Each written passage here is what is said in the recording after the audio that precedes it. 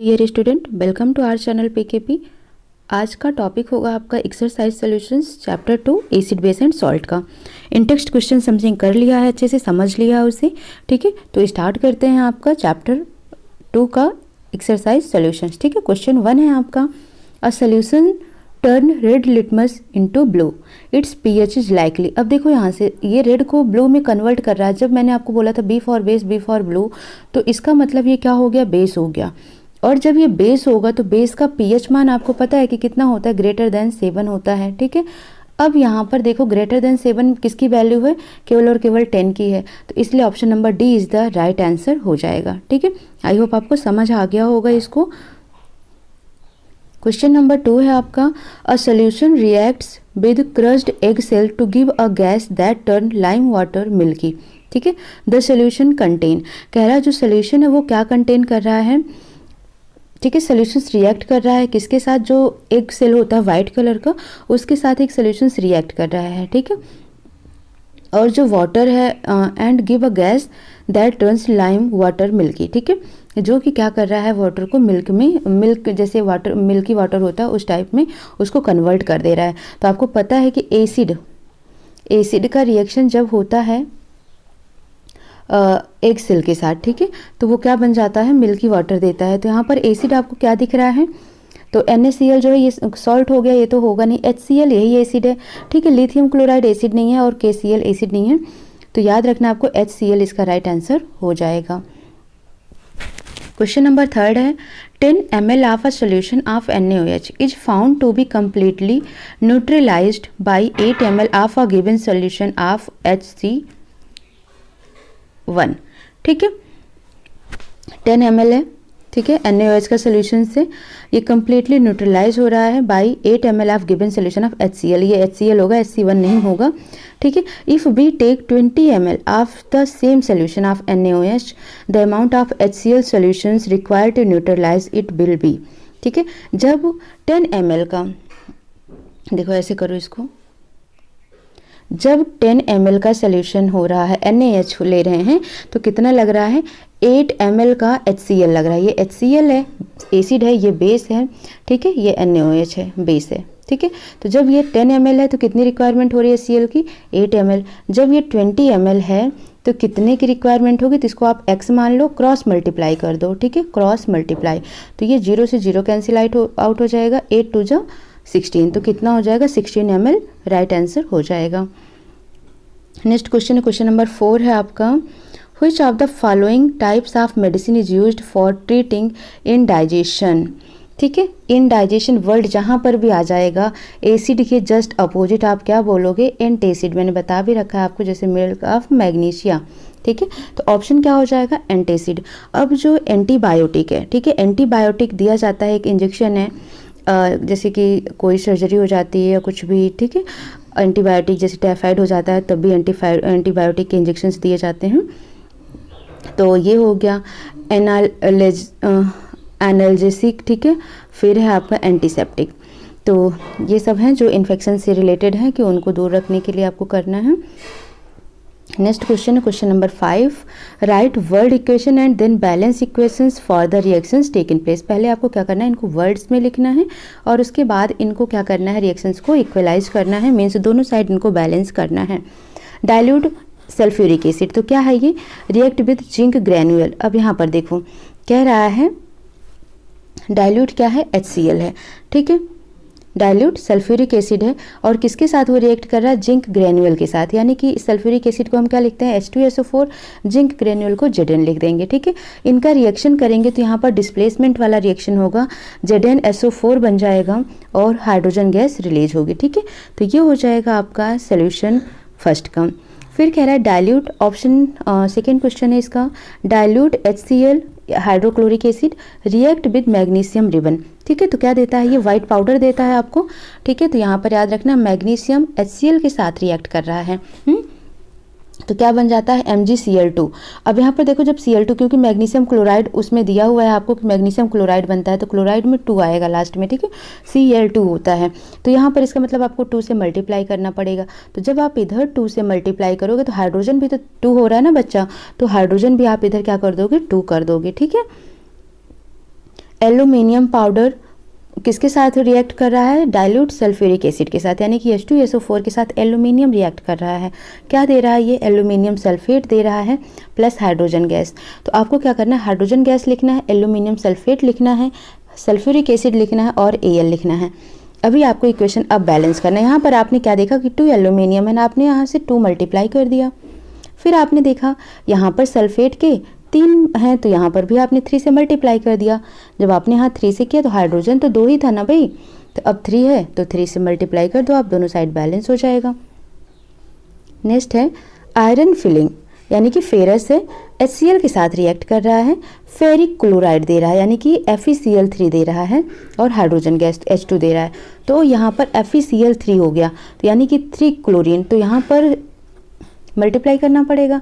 लेकिन अब देखो क्लोरीन 3 हो गया, हाइड्रोजन गैस हो गया ना, तो अब आप इसको बैलेंस कर सकते हैं कैसे, जब क्लोरीन 3 है, ठीक है, तो यहाँ पर आप क्या करें, 3 से मल्टीप्लाई करें तो क्लोरीन तो 3 मिल जाएगा, लेकिन अब हाइड्रोजन कितना हो जाएगा, 3 हाइड्रोजन। बट आप इसको फिर से इक्विवेलेंट करेंगे क्योंकि यहाँ पर तो 2 हाइड्रोजन है, हाइड्रोजन गैस है ना, तो अब यहाँ पर अगर आप 3 से करते हो तो 3 2 जा 6 हो जाएगा, इसलिए यहाँ पर क्या करना पड़ेगा, 6 से करना पड़ेगा। ठीक है, ये समझ आ गया होगा। जब यहाँ आपको 6 से करना पड़ेगा तो यहाँ 2 से करना पड़ेगा, तभी क्लोरीन भी 6 हो पाएगा और इधर 2 फेरस। नहीं समझे आप, फिर से समझिए। हमने क्या बोला आपको, ये बोला कि देखो आपको पहले यहाँ क्लोरीन 3 देखना है तो आप 3 से मल्टीप्लाई करो, बट जब आप यहाँ पर 3HCl लिखेंगे ना तो 3 हाइड्रोजन चाहिए, बट यहाँ पर आपको 2 हाइड्रोजन गिवन है, H2 गिवन है। ठीक है, तो अब इसको 3 बनाने के लिए क्या करो, आप 3 से मल्टीप्लाई कर दो तो यहाँ पर कितना हो गया, अब 3 2 जा 6। जब यहाँ 6 हाइड्रोजन हो गया तो यहाँ 6 बनाने के लिए से आपको 6 से मल्टीप्लाई करना पड़ेगा। जब 6 हाइड्रोजन हो गया तो क्लोरीन भी 6 हो गया, यहाँ क्लोरीन 3 था तो अब इसमें भी 2 से मल्टीप्लाई करना पड़ेगा ताकि 6 क्लोरीन हो पाए, और 2 से फेरस में कर दो तो फेरस भी 2 मिल जाएंगे। ठीक है, तो इस तरीके से आपको निकालना है बैलेंस इक्वेशन। नेक्स्ट क्वेश्चन है, compound such as alcohol and glucose also contain hydrogen, ठीक है, but are not categorised as acid, describe an activity to prove it. ठीक है, जो अल्कोहल होते हैं, ग्लूकोज होते हैं, मैंने इस क्वेश्चन को भी करा रखा है, क्लास में डिस्कस कर रखा है। ठीक है, देखो इसका आंसर देखिए, दो compounds like alcohol and glucose contain hydrogen, इनमें हाइड्रोजन तो होता है but they do not ionise in the solutions to produce H+ ion. ठीक है, H+ आयन ये प्रोड्यूस नहीं कर पाते हैं जब हम इसमें करंट या फिर वाटर पास करते हैं तो। ठीक है, एग्जाम्पल कैसे इसको एक्सपेरिमेंट करेंगे, take solution of alcohol and glucose या एल्कोहल का हम सोल्यूशन लेंगे, fix 2 nail on a cork and place the cork in 100 ml beaker. इस तरीके से बीकर लेंगे और इसमें 2 कॉर्क को हम प्लेस कर देंगे, 2 नेल्स इस तरीके से प्लेस कर देंगे। ठीक है, connect the nails to the 2 terminals of a 6 volt battery through a bulb and a switch as shown in the given figure. इस तरीके से इसको एक बैटरी से कनेक्ट कर दिया है, एनोड और कैथोड को। ठीक है, यहाँ पर सोल्यूशंस ले गया है एल्कोहल या ग्लूकोज का। Now pour alcohol in the beaker and switch on the current. ठीक है, जब इसमें एल्कोहल या ग्लूकोज डाल देते हैं तो करंट को स्विच ऑन कर देते हैं, यानी कि जो आपका ये बैटरी का कनेक्शन है ना, इसको क्लोज कर देते हैं, तब इसमें करंट फ्लो होने लगेगी। ठीक है, अब यहाँ पर देखो बल्ब लगा है ना एक, ये तो जब करंट आएगा इसमें, इसका मतलब ग्लो करना चाहिए, लेकिन तभी भी बल्ब क्या कर रही है, ग्लो नहीं करेगी। Repeat the experiment with glucose, glucose के साथ भी आप यही करेंगे, देखेंगे कि क्या बल्ब ग्लो कर रही है, तो वहाँ पर भी बल्ब ग्लो नहीं कर रही है। इसका मतलब यहाँ पर H+ आयन प्रेजेंट नहीं है, इसीलिए कहते हैं this shows that alcohol and glucose are not acid. ठीक है, समझ आ गया होगा आपको।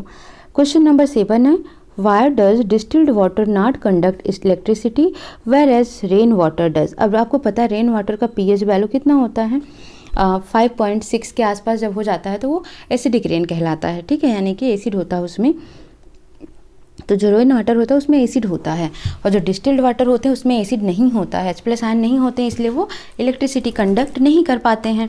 ठीक है, तो distilled water does not conduct electricity because it does not contain any ionic compound. ठीक है, लाइक एसिड, बेस, सॉल्ट, कोई भी इनमें आयनिक कंपाउंड नहीं होता है जो कि इनमें डिजॉल्व हो। But rain water while falling to the earth through the atmosphere dissolve an acid gas carbon dioxide from the air and forms carbonic acid. ठीक है, H2CO3 बनाते हैं। Carbonic acid provides hydrogen ion H+ and carbonates ion CO, ठीक है, to rain water. तो इस तरीके से आपने देखा यहाँ पर H+ आयन प्रोड्यूस हो जाता है। Hence due to the presence of carbonic acid which provide ions to rain water, the rain water conduct electricity, ठीक है। तो इस तरीके से आपको इसका आंसर्स नोट डाउन कर लेना है, ठीक है। तो ये हो जाएगा आपको क्वेश्चन नंबर 7 का आंसर। आपको समझ आ गया होगा कि क्यों होता है जो आपका डिस्टिल्ड वाटर होता है वो एसिडिक नहीं होता है, H+ आयन नहीं देता है वो। क्वेश्चन नंबर 8 की हम बात कर लेते हैं। Why do acid not so acidic behaviour in the absence of water. जब वाटर ही नहीं होगा तो वाटर के एब्सेंस में एसिडिक कैरेक्टर अपना क्यों नहीं शो करता है, ठीक है। तो क्योंकि जब वाटर में हम उसको मिलाते हैं, मिक्स करते हैं, तभी वो H+ आयन देता है, ठीक है। इसीलिए the acidic behaviour of acid is due to the presence of hydrogen ions in them. The acid produce hydrogen ions only in the presence of water. So in the absence of water, an acid will not form hydrogen ion and hence will not show it acidic behavior. ठीक है, तो आपने समझ लिया होगा इसको अच्छे से, ठीक है, कि अगर जब वो वाटर के साथ तो रिएक्ट करवाओगे तभी वो H+ आयन देगा, अदरवाइज वो नहीं देगा, तो आप उसे एसिडिक नहीं कह सकते हैं। क्वेश्चन नंबर 9 है आपका। 5 सोल्यूशन है आपके पास A, B, C, D and E when tested with universal indicator, ठीक है। जब उनको यूनिवर्सल इंडिकेटर से शो किया जाता है, मेजर किया जाता है pH स्केल पर, तब वो देते हैं 4, 1, 11, 7 एंड 9 रिस्पेक्टिवली। मीन्स A का pH वैल्यू 4, B का pH वैल्यू 1, C का pH वैल्यू 11, D का 7 एंड E का 9। व्हिच सोल्यूशन इज, ठीक है। अब इनके आगे इनके आंसर्स लिखने हैं। Arrange the pH in increasing order of hydrogen ion concentration, ठीक है। अब न्यूट्रल की बात कर रहा है, तो न्यूट्रल में अगर पूछेगा, सबसे पहले तो हमने क्या बता रखा, pH स्केल पर जिसका मान 7 होता है वो न्यूट्रल होता है। स्ट्रांगली एल्केलाइन की बात कर रहा है, तो क्या हो जाएगा, जिसका pH वैल्यू 11 है तो 7 किसका है, D का, तो न्यूट्रल कौन हो जाएगा, D। स्ट्रांगली एल्केलाइन, ठीक है, तो कौन हो जाएगा, 11 वाला। स्ट्रांगली एसिडिक कौन हो जाएगा, जिसका pH वैल्यू 1 है, तो ये 7 और उसके बाद 11 किसका है, तो C का है। स्ट्रांगली एसिडिक जिसका pH जितना कम है 1, तो 1 है, तो 1 किसका है, B का, तो यहाँ B हो जाएगा। बीकली एसिडिक की बात करेंगे तो क्या हो जाएगा, 4 इसके कम इनमें देखना है, ठीक है, तो A हो जाएगा यहाँ पर। बीकली एल्कलाइन तो हो जाएगा 9 यानी कि E, ठीक है। तो इस तरीके से आपको ये आंसर्स गिवन हैं, ठीक है। pH स्केल को देखकर ही इनको बताना है। तो ये दिया हुआ है आपको 11 हाइड्रोजन कंसंट्रेशन के अकॉर्डिंग अगर देखेंगे तो इनको फिर इस तरीके से करना पड़ेगा, ठीक है। अदरवाइज आपका आंसर इस तरीके से होगा DCBAE, ठीक है, इस तरीके से हो जाएगा। बट जब इंक्रीजिंग ऑर्डर हाइड्रोजन कंसंट्रेशन के अकॉर्डिंग आप इसको फिट करेंगे तो सबसे पहले जो हाई pH होगा 11, 9, 7 आप इसको इस तरीके से रख कर लगा सकते हैं। अब बात करते हैं हम क्वेश्चन नंबर 10 की। Equal length of magnesium ribbon are taken in test tube A and B, ठीक है। तो रिबन मैग्नीशियम रिबन लिया गया है 2 और दोनों की लेंथ सेम है, 2 टेस्ट ट्यूब है A and B। HCl is added to test tube A while acetic acid, ठीक है, is added to test tube B। In which test tube will the fizzing occur more vigorously and why, ठीक है, ठीक है। तो question हम ये देख लेते हैं इसमें। तो इसमें क्या बोला इन्होंने कि जो बहुत ज़्यादा बिगरस होगा, तो बिगरस कौन होगा, तो जिसका कॉन्सेंट्रेशन ज़्यादा होगा, एसिडिक कॉन्सेंट्रेशन जिसका ज़्यादा होगा, तो कौन स्ट्रांग माना जाता है, HCl माना जाता है, ठीक है। तो यही चीज़ें आपको यहाँ पर लिखनी है। Fizzing will occur more vigorously in test tube A। HCl is a strong acid whereas acetic acid is weak acid. Being strong acid, the HCl solution contain a much greater amount of hydrogen ions in it, due to which the fizzing will occur more vigorously in test tube A containing HCl. The fizzing is due to the evaluation of hydrogen gas which is formed by the action of acid on magnesium metal of magnesium ribbon, ठीक है। तो मैंने आपको बोला पहले कि जिसका जो बहुत ज़्यादा स्ट्रॉन्ग एसिड होते हैं, बहुत ज़्यादा ही बिगरस होते हैं, इसीलिए वाटर को उसमें नहीं ऐड किया जाता है, वाटर में एसिड को धीरे धीरे करके डाला जाता है, ठीक है। तो इस तरीके से ये ज़्यादा स्ट्रॉन्ग होगा तो टेस्ट ट्यूब A बहुत ज़्यादा ही बिगरस होगा। अब हम बात कर लेते हैं क्वेश्चन नंबर 11 की। Fresh milk has a pH of 6। जो फ्रेश मिल्क होता है उसकी pH वैल्यू है 6। How do you think the pH will change as it turns into curd, explain your answer, ठीक है। पहले pH कितना था, 6 था, अब pH इसका चेंज होगा जब ये कर्ड में कन्वर्ट होगा, तो अपना आंसर आपको बताना है। pH of milk falls below 6 as it turns into curd due to the formation of lactic acid. During this process lactic acid present in its reduce the its pH value। ठीक है, तो अब आपको पता है कि जो मिल्क होता है उसमें कहीं भी लैक्टिक वर्ड आ जाता है तो मिल्क ही समझते हैं उसको। ठीक है, तो जब जो कर्ड होता है, दही होती है, उसमें कौन सा एसिड पाया जाता है, तो लैक्टिक एसिड पाया जाता है। लैक्टोबैसिलस बैक्टीरिया होते हैं। ठीक है, वो क्या करते हैं, मिल्क को कर्ड में कन्वर्ट कर देते हैं, तो इसीलिए इसका नाम रखा गया लैक्टिक एसिड। तो जब ये एसिड है तो पीएच वैल्यू 6 से रिड्यूस हो जाएगी। कौन रिस्पॉन्सिबल है इसके लिए, लैक्टिक एसिड रिस्पॉन्सिबल है। ठीक है, नेक्स्ट क्वेश्चन देख लेते हैं। A milkman add a very small amount of baking soda to fresh milk. Fresh milk है, उसमें उसने क्या ऐड कर दिया, बेकिंग सोडा ऐड कर दिया। अब बेकिंग सोडा आपको पता है कि वो कैसा होता है, बेस होता है। Why does he shift the pH of the fresh milk from 6 to slightly alkaline? क्यों वो शिफ्ट कर रहा है, ठीक है, मतलब उसको अल्कलाइन क्यों बना रहा है, क्योंकि आपको पता है कि बेकिंग सोडा बेसिक होता है, अल्कलाइन होता है। Why does this milk take a long time to set as curd? क्यों कर्ड बनने में इसको टाइम लग जाता है। ठीक है, तो ऑप्शन 1 है आपका पहला, milk is made slightly alkaline so that it may not get sour easily due to the formation of lactic acid in it. अब पीएच वैल्यू जब 6 होगा तो बहुत जल्दी ही लैक्टिक एसिड उसमें आकर उसको कर्ड में कन्वर्ट कर देगा, लेकिन जैसे ही उसमें अल्कलाइन ऐड कर देंगे बेकिंग सोडा, तो वो क्या होगा, पीएच उसका बढ़ जाएगा। जब पीएच बढ़ जाएगा तो लैक्टिक एसिड का फॉर्मेशन उसमें थोड़ा लेट होएगा। ठीक है, सेकेंड उन्होंने पूछा कि दही बनने में ज़्यादा टाइम क्यों लग जाता है। The alkaline milk take a longer time to set into curd. ठीक है, क्योंकि इसको दही बनने में सेट होने में टाइम लग जाता है, because the lactic acid being formed has to first neutralise the alkali present in it. ठीक है, तो जो लैक्टिक एसिड होता है इसमें पहले जो एल्कालाइन प्रेजेंट है उसको पहले क्या करेगा, न्यूट्रल करेगा। ठीक है, उसके बाद उसको एसिडिक बनाएगा, तो इसलिए यहाँ पर टाइम लग जाता है। और जो 6 होता है तो वो डायरेक्टली एसिडिक होता है ये मिल्क का, तो वो फिर उसमें टाइम नहीं लगता है। क्वेश्चन नंबर 13 देख लेते हैं। Plaster of Paris should be stored in a moisture proof container, explain why. क्यों पीओपी को मॉइस्चर प्रूफ कंटेनर में रखा जाता है। ठीक है, तो plaster of Paris should be stored in a moisture proof container because the presence of moisture can cause slow setting of plaster of Paris by bringing about its hydration. This will make the plaster of Paris useless after some time. ठीक है, तो ये मतलब आपको समझ आ रहा होगा, जब वहाँ पर मॉइस्चर होगा तो जो पीओपी होगा, ठीक है, वो सेट हो जाएगा, तो उसके बाद bye bringing about its hydration process के थ्रू। ठीक है, तो पीओपी को यूज करना फिर बेकार ही हो जाता है, तो इसलिए उसको नमी युक्त कंटेनर में रखा जाता है, नमी मुक्त कंटेनर में। क्वेश्चन नंबर 14 है आपका, what is a neutralisation reactions, give 2 examples. ठीक है, न्यूट्रलाइजेशंस में आपको सबसे पहला तो पता होगा कि NaOH और HCl का, यहाँ ठीक है, सोडियम हाइड्रोक्साइड और HCl का रिएक्शन करवाएंगे, सॉल्ट मिल जाएगा, वाटर मिल जाएगा। दूसरा आप ले लो एसिटिक एसिड ले लो और सोडियम हाइड्रोक्साइड ले लो, इनका रिएक्शन कराएंगे तो सोडियम एसीटेट मिल जाएगा एंड वाटर मिल जाएगा। ठीक है, तो इस तरीके से आप इसको न्यूट्रलाइज रिएक्शंस बना सकते हो। ठीक है, तो जब भी एसिड और बेस का रिएक्ट करते हैं तो हमको सॉल्ट प्रोड्यूस होता है, साथ में वाटर, तो वही आपका न्यूट्रलाइजेशन रिएक्शन कहलाता है। ठीक है, तो आप इस आंसर्स को आप इस तरीके से लिख सकते हैं।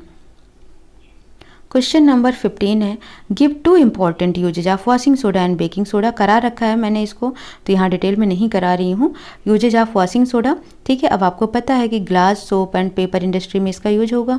ठीक है, removing permanent hardness of water, water का जो हार्डनेस है उसको हटाने में भी वॉशिंग सोडा यूज किया जाता है।